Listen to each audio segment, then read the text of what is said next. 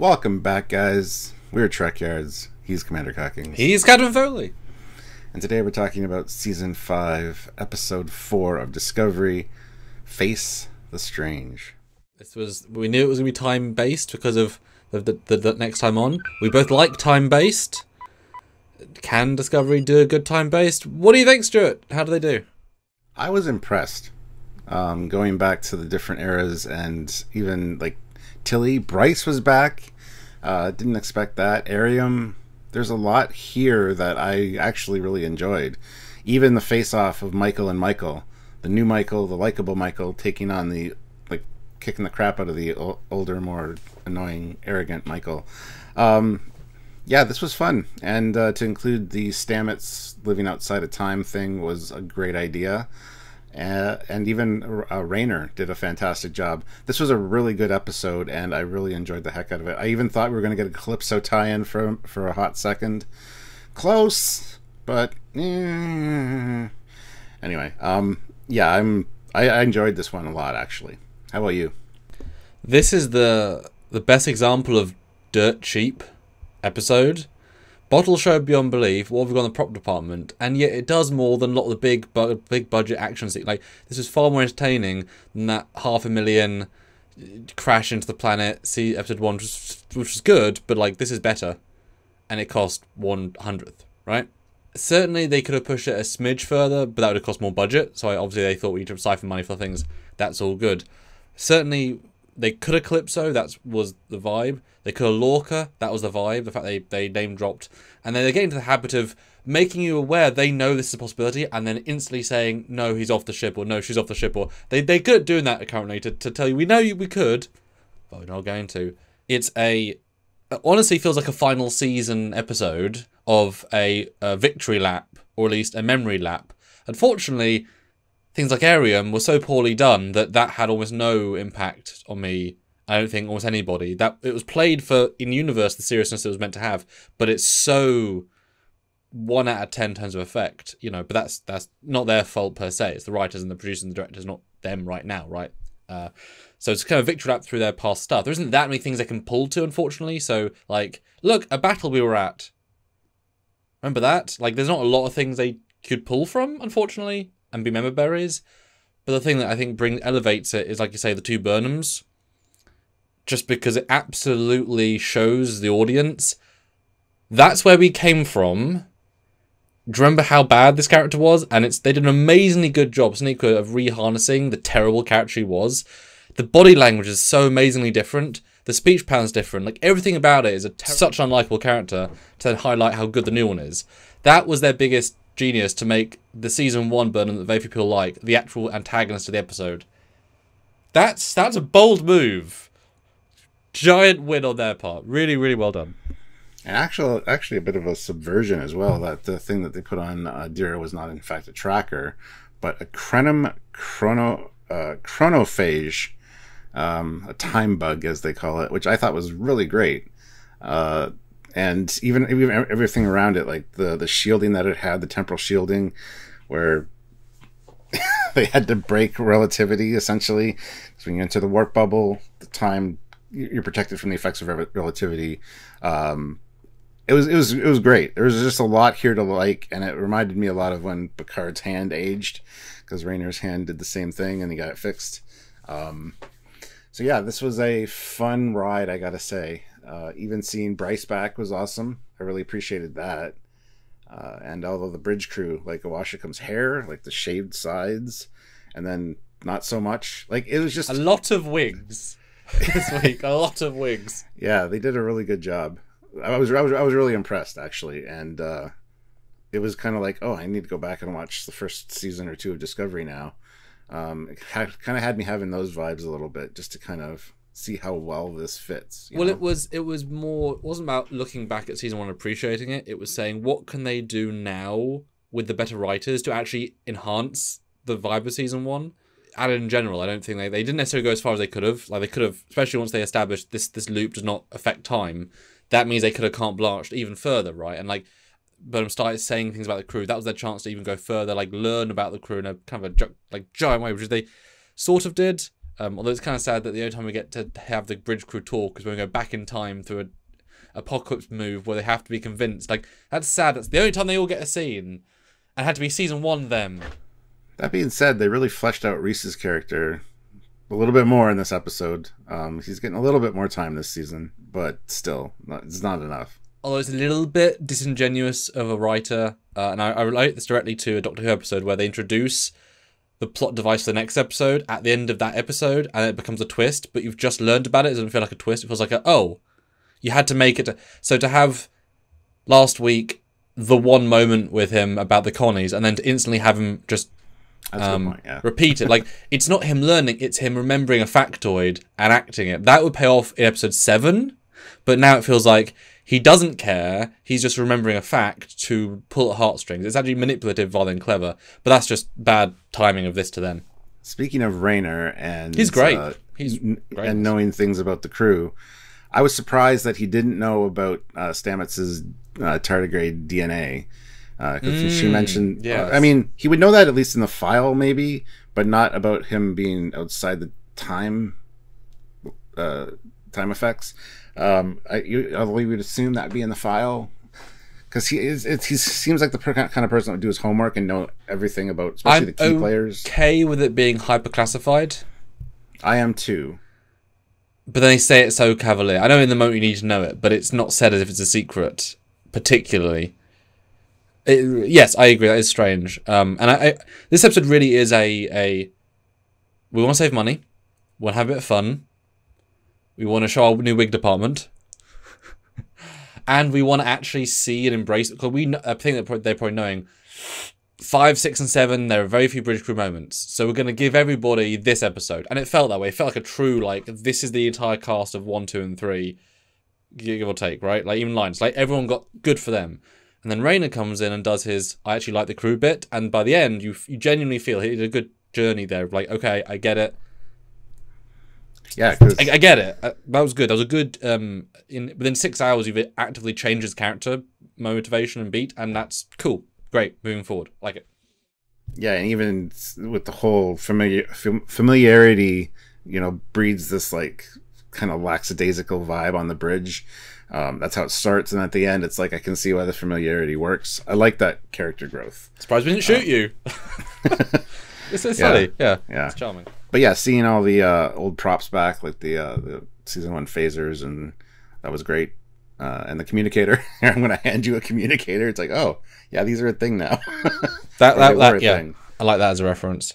And I was definitely thought Lorca was the obvious play there. I don't think he would look as much the same. It's been 7 years.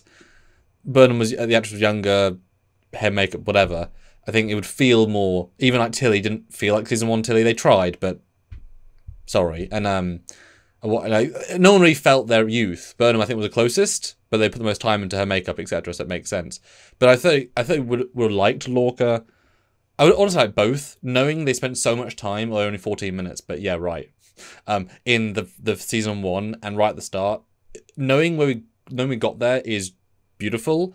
I would love to double bill Lorca on the bridge or in the tactical room. Bring back Tyler Vock. I mean, they could have gone full ham, and have maybe not him, but have Lorca and then actually like have Burnham like run at him and say, "You mirror universe bleep," and then have that play into the mirror plot we're getting later with the Stranger Worlds Enterprise. That could have been like having him say something, like because it's like I just watched Civil War recently and spoilers in Endgame where Cap says and resets a scene. It's one of the best like little scenes in the movie. Like having Burnham go to Lorca and say, I'm actually your officer. Tell me, I don't know, I should know this, but tell me about something in the universe that can help me in this progenitor plot. He's like, yeah, actually, like that could have been an amazing breadcrumb. Didn't need it, obviously, but that would have like as a throw in. One thing I'm surprised they didn't do is include Giorgio. I could see Giorgio like seeing something going on that's out of the ordinary and kind of have that knowing like look on her face before a time jump. Like right, yeah. I figured they might have done something like that, but no, they were restrained for that. Well, it's definitely a budget thing. They said, right, we want to do an episode that's 60% of the budget using only standing sets. There's only 2 new space shots, and everything else is a read. I even think that shot outside the window was just another shot out of a window from the previous episode. Because you couldn't see it. it wasn't clear enough, right? I was wondering about the visual effects if they were reused. And gotta say, when we saw the Discovery and Warp, the door was closed. It was. And that, I believe that was also the new shot, or an extended version. Or in fairness, they might have just taken season 1 shot and degraded it to its garbage black and white contrasty thing. Because, God, that old Warp shot is so obnoxious. I kind of liked seeing it for the obnoxious value. But my goodness, it's obnoxious. But yeah, Georgia, like, her being on set for a day is like, 300,000, right? $500,000 just for the most of a cameo of a cameo. Yes, would have been nice, but I'd rather Lorca than Giorgio personally as an excuse to have him back. But then again, having young Michael be such an intimate part of that episode was great, and like I say, her vibe is so tremendously different. I mean, to get into headspace again as the actress, that's difficult because you can see. Like her shoulders are all taut, and she's like it's so like she's always scowling. The facial acting was really actually interesting, and having it be literally right after she, everyone hates her except Linus, was great. Really, really smart to make her the villain. Although I don't quite believe she was convinced at the end by Rayna, but I thought they ran out of time. She's so broken that whatever he said, I don't think was going to work. Now let's speak to the non-Calypso twist, which I absolutely, for a split second, I was very excited, thinking they were going to walk out and see the guy dancing with the hologram. That's exactly what I thought. And just flutter my, ooh! Yeah. Because that would have been bombshell, and it would have meant, and they would have like closed that loop somehow, maybe should have undone it, I have no idea, but that would have been just, what? Although Discovery fans would be very confused if they'd seen the short track, like, what is this? Why is... But that, I mean, I assume you thought the same, because that was such an obvious, like, ooh. As soon as I heard the music, I'm like, yeah, they're doing it. They're tying in Calypso. They said they weren't going to do it. And then they come on the bridge and the music's playing. I'm like, okay. And then 30 years later, I'm like, it's roughly right. It was still a fun moment. Not literally fun, but they obviously took all the same visual cues from Calypso. Although, what a way to retcon in a blast door. Sorry, where was that? Why isn't that always used in the view screen as a view screen? You just, 5 years in, you introduce a blast door that should always be up. What? Well, I mean, I have a sunroof in my car. I've always got it slit open. Still yeah, but you didn't get through a time vortex. You know what I mean? Like, what a hell of a giant small retcon. But, and I've said this many times now, this is not the future. It's a possible future. And the very premise that they, in this own show, show us another possible future they have to change, which they are then going to change, you can't get away from the fact that time is always in flux. Discovery can't be the only show that has alternate futures, but locks everyone else. The very definition of this episode shows, no, otherwise that's locked. So it's not locked, so they can change it, which Discovery didn't happen this way. Blah, blah, blah. Yeah. And let's give the Breen some credit. I mean, they annihilated Starfleet again. Those darn Breen. In DS9, they went and took out San Francisco and Starfleet headquarters. Here, they did the exact same thing again. That's funny, actually. That's dark and funny, yeah. Yeah, and clearly Breen are the guys. I expect to see them by the end. Trying to sell the thing. That'd be great. That'd be nice. I also love the beginning with Locke and Maul and like the touching scene of we'll be free, and he's kind of hesitant, and she's like, we gotta do this, and they got the artifact, whatever that is. I thought we were going to get more of that. Like as I was starting the episode, I'm like, oh, okay, a Locke and Maul episode. Okay, cool. And then I immediately kind of forgot about that, and by the end, I'm like, well, that was just like two minutes of filming. And I don't even know if that was the bug. When it wasn't the bug, it was just the next thing. Like it wasn't even this episode. It was next episode's tease. Yeah, exactly. I thought you were right, because that first establishing shot, the tree line, I'm like, they're at the Guardian of Forever. No, they filmed it in the same location, I believe, but underwhelming's the wrong word.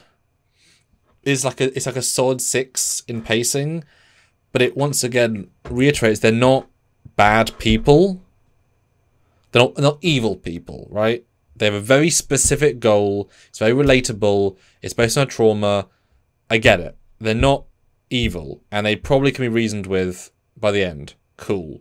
So for the reason it's there, it's great. Could have been more, yes. Could they have had them walk on Discovery in the time loop and do more things? Yes, they could have been more interesting, yes, but that's okay, right? Speaking of, what an amazing Krenim, beautiful, love Krenim as a reference. That's amazing. What a specific bit of tech, you know, because this is obviously a mega future time war tech, so it's not just a standard time tech. It's an actual time war tech, right? But boy, if you put this on some guy's ship and they said the impetus was to force them to go to random points in time, but they say that will change time. So if you messed with your enemy and they then go, but they get 7 minutes in their parship and they put a message in their computer saying, right, in 2 years send me a message of these coordinates, or shoots his own second in command, then all of time changes around them, which then breaks the temporal war. They addressed that a little bit with Stamets saying that any changes to the timeline don't take effect until it resets. Exactly. So if they just paused, killed a guy, paused, it resets, they take effect. The other thing is Stamets is outside time, and they were transporting at the time. So the fact if that's the only reason that okay. That's the only reason that they weren't affected. So if you do put to a random person's ship, like they said, it could be months before they're back. Right. It kind of just takes them out of the equation for a while. Yep, 100% correct. Yeah, it's basically a time bubble, but it's a cause and effect loop. Yeah, because I really wanted to know if it was like visualize in my head if they're traveling or if the ship's not traveling, or if, you know, because if it's really every time you experience deja vu, it's just somebody put a time bug and you're just reliving the same thing over again. You just don't realize it because you're not outside the temporal thing, you're in the thing again. So I mean, this is our 200th review of this episode. Well, it's a good one to review at least a few times. It was an enjoyable one for me, so yeah. You're in the thing again. So I mean, this is our 200th review of this episode. Well, it's a good one to review at least a few times. It was an enjoyable one for me, so yeah. You're in the thing again. So I mean, this is our 200th review of this episode.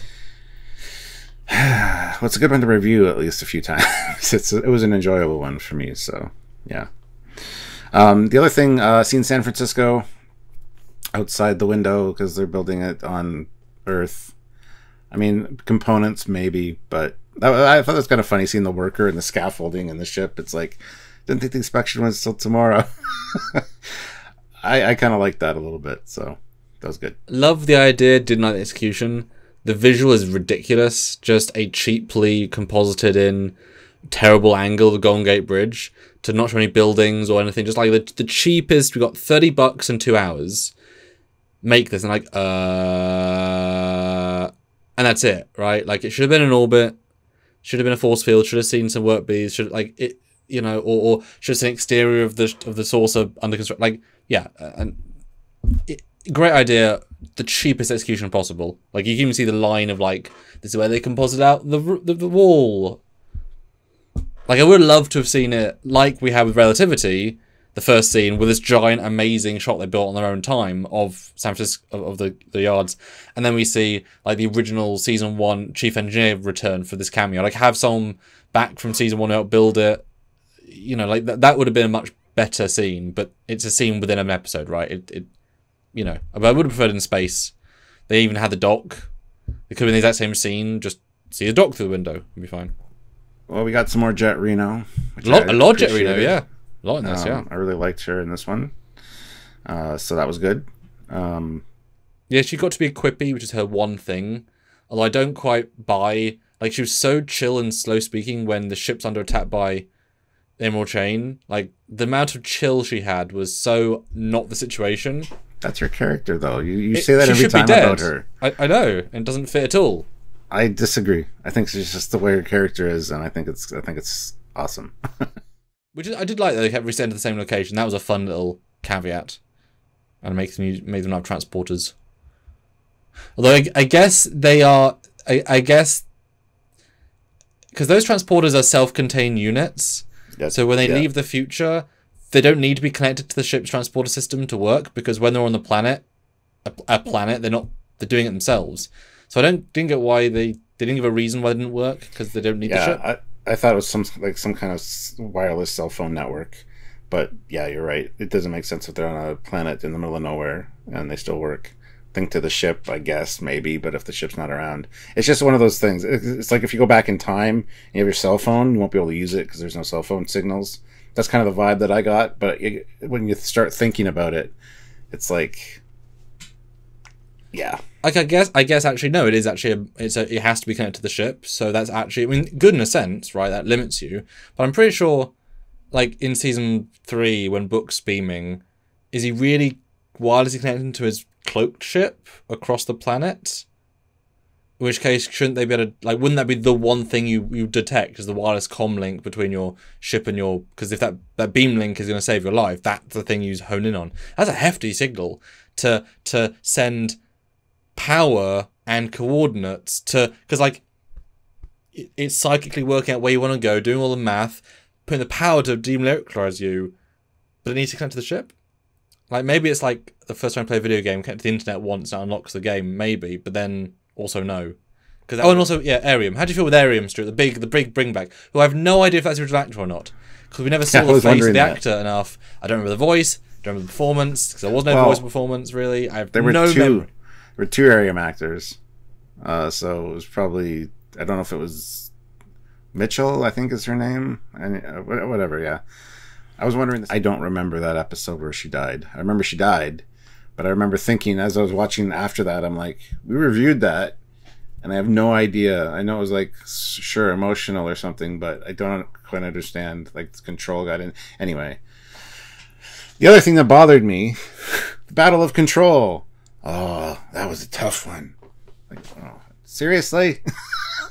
Her acting there was not good. That's like the one moment where I'm like, oh, my goodness. I liked when he was looking at the bridge diagram and he's like listing off the people that are on the bridge. I would have loved, even if we didn't see Lorca, the reference to Lorca was good. But when the ship jumps to warp, I would have loved a comm message from Lorca, because he's on an away mission, saying, "What the hell are you doing with my ship?" Just something, anything. Or like he's in the shuttle bay in a shuttle and they say lock down the shuttle bay, and then like it's an audio. That would be the easiest thing to shoot. Yeah, Burnham, what are you doing with my ship? It's Captain Burnham. What do you mean, Captain Burnham? Get out of my ship, Burnham! There was a lot of potential here, but at the same time, they also delivered. It's a weird mix for me, because it was a good episode. I enjoyed all the little references and touchstones, but at the same time, there could have been just a slight little bit more, you know? More focus. I think more focus and a bit more money. A bit more money, yeah. They didn't spend enough money. This is one of their best episodes, I think, because it knows what it's doing. And like you say, utilizes Stamets from season 1, his time thing, great. Raynor's great. Like, the performance is really great, but it needs a little bit more spice. But there is a cherry with a Burnham, so it's one of the few things I wanted 3 or 4 cherries to make a little pattern on the top. You know, spice must flow. Yeah, but again, antagonist Burnham, excellent, and the fight's pretty good. Like 2 of her, they're very distinct hairstyles, so it's very easy to work out. They shot it quite well, and. The other thing, yeah, that was a great fight scene. It was really well done. And I felt the mimicry. That was well choreographed. Like, how do you fight the same reversed? I felt that, and that was a good job. Well, I loved when they asked the computer about Burnham. There's 2 on board, one's unconscious. And then literally a minute later, she's down in engineering.